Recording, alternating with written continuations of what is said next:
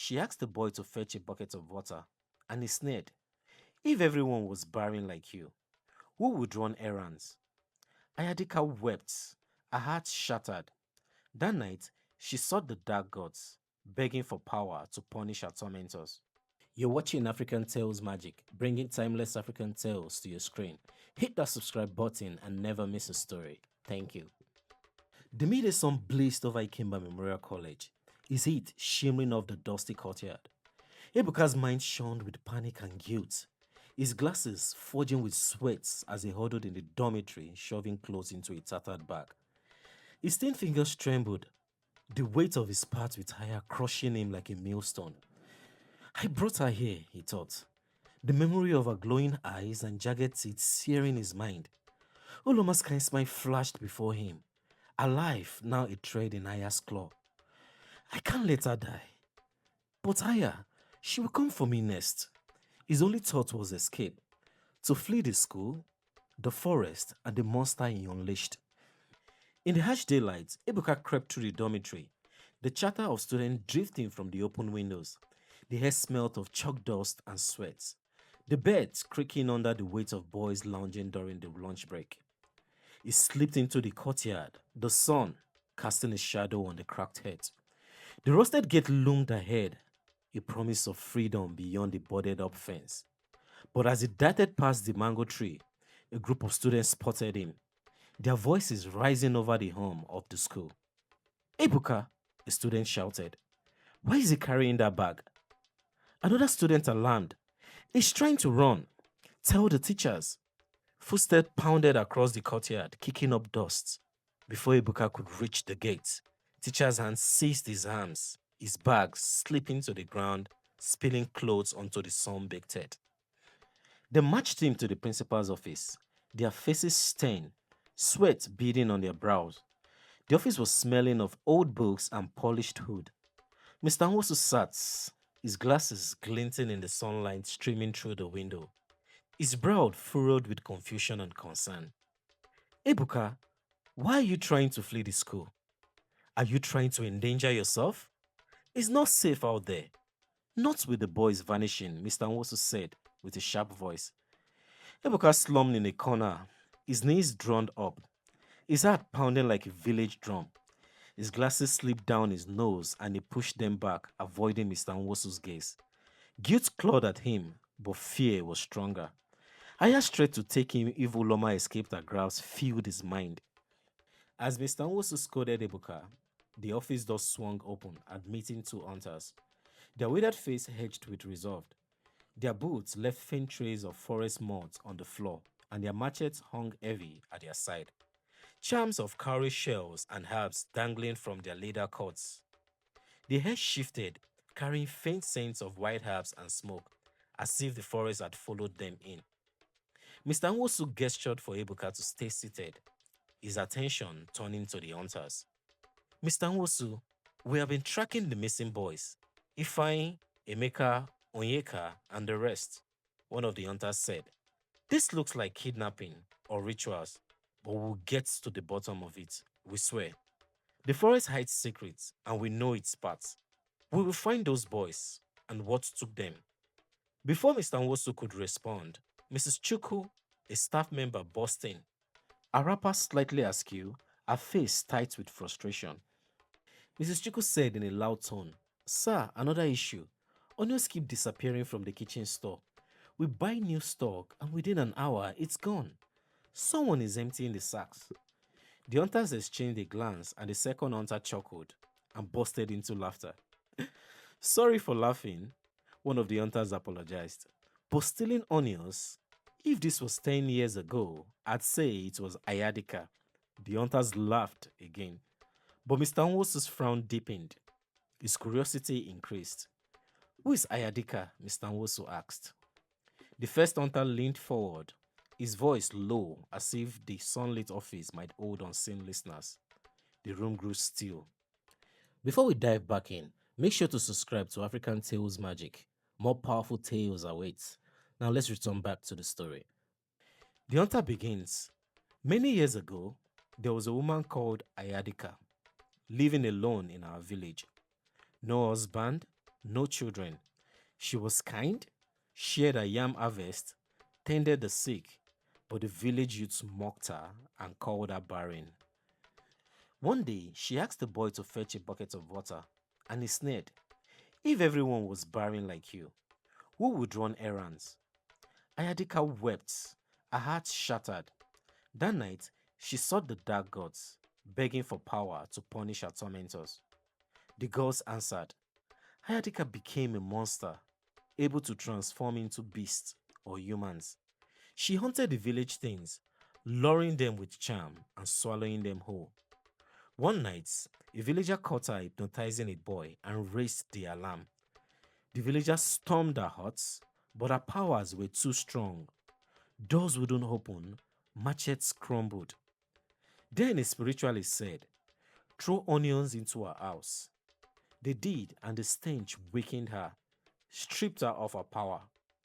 Ayadika was captured, banished to the evil forest, and found dead 10 years ago. Now we joke, if onions go missing, ask Ayadika, and everyone laughed. Enough of these old tales, one of the hunters said. Now let's focus on these kidnappers. Ebuka's voice broke the silence, small but steady, cutting through the room like a machete. "She's here," Ebuka said. The hunters and Mr. Nwosu turned, their faces a mixture of confusion and alarm. "Who is here, Ebuka?" Mr. Nwosu asked. "Haya. She's here. Haya's been the one killing the boys in this school," Ibuka said with a trembling voice. The room froze. The hunters leaned forward, their charms clinking. Mrs. Chuku clutched her wrapper and her eyes wide. "Haya?" one of the hunters asked. "Ayadika died 10 years ago." "She's alive," Ibuka replied with a low tone. "And how did she get here, boy?" one of the hunters asked again in unbelief. "I invited her," Ibuka begins. "I couldn't stand the bullying anymore. Ifeanyi, Emeka, Onyeka, they tormented me every day. They blindfolded me, dragged me to the evil forest, and left me there to die. That's where I met her, Aya. She could have killed me, but I struck a deal. My life for theirs. I told her to take Ifeanyi, Emeka, and Onyeka. I led her into the school, and I felt good about it at first."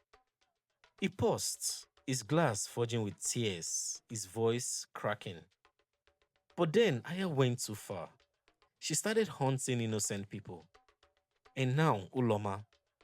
I couldn't live with myself if Uloma got hurt. I tried to stop her, to protect Uloma. Now, Aya is after me. She threatened to kill me if I didn't give her Uloma. That's why I was fleeing. I was running from Aya. Mr. Nwosu looking very shocked. "You mean Aya is here with us in this school? Who is she?" Ebuka stammered. "Aya is Adaeze." The room erupted in gasps. Mr. Nwosu's face paled, his hands gripping his desk. The hunters exchanged grim looks, their hands tightening on their machetes. "Adaeze," one of the hunters shouted. "You mean the housekeeper? You're saying she's Aya?" Ebuka, with his head bowed, replied, "Yes, Adaeze is Aya." Mrs. Chuku stifled a cry, backing towards the door. Mr. Nwosu stood, his hand and voice shaking. "This is madness," he said. "But the onions, the boys, it fits." The hunters sprang into action, their faces set with purpose.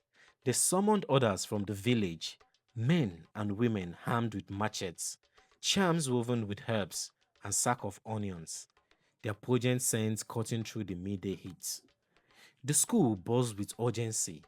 Students headed to the dining hall for safety, their whispers mingling with the clatter of plates. The hunters moved like a storm, their charms glinting in the sunlight, their voices chanting protective words passed down through generations, the rhythm echoing like distant drums. They found Adaeze in the classroom, a wrapper swaying like a predictor's tail. A smile faltered as hunters entered, onions clutched in their fists. The air grew thick, the stench overwhelming. Adaize's eyes flashed, his neck coiling and lips, her form flickering, human one moment and another moment a monstrous nature. Her jagged teeth and glowing eyes barred. One of the hunters shouted, "Now, surround her." The hunters tossed onions at her feet, the smell choking the air. Adaize staggered, her body convulsing as Aya's true form fought to emerge. She hissed. Her voice gave a great roar, but the charms held her, their power anchoring her to the ground. The hunters bound her with ropes laced with herbs, dragging her from classroom as students watched from the windows, their faces paled in the harsh sunlight. They couldn't believe their eyes that their very beloved Auntie Adaeze has been the monster all along.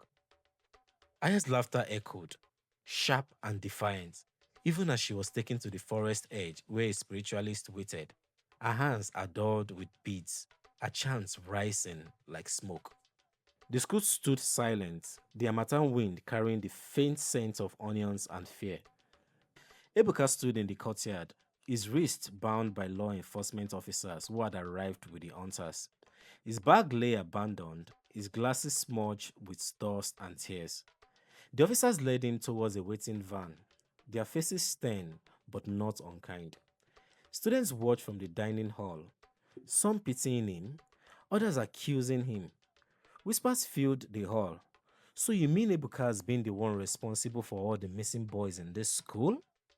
Uloma stood among them, her eyes teary, her neatly dressed hair catching the sunlight. Ebuka's gaze met hers, and time seemed to pause. Her tears were not of anger, but of sorrow for him, for the boys lost, and for the darkness that had consumed Ikemba Memorial College.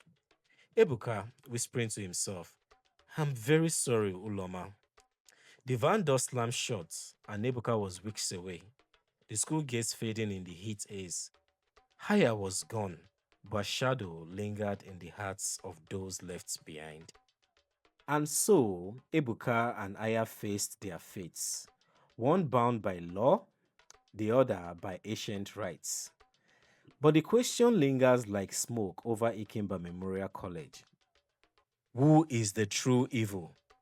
Is it Aya, who swallowed innocent boys? Or Ebuka, who invited her into the school? Or the bullies who pushed Ebuka to the edge? Share your thoughts in the comments below. Thank you for watching. And please don't forget to like and subscribe. Thank you.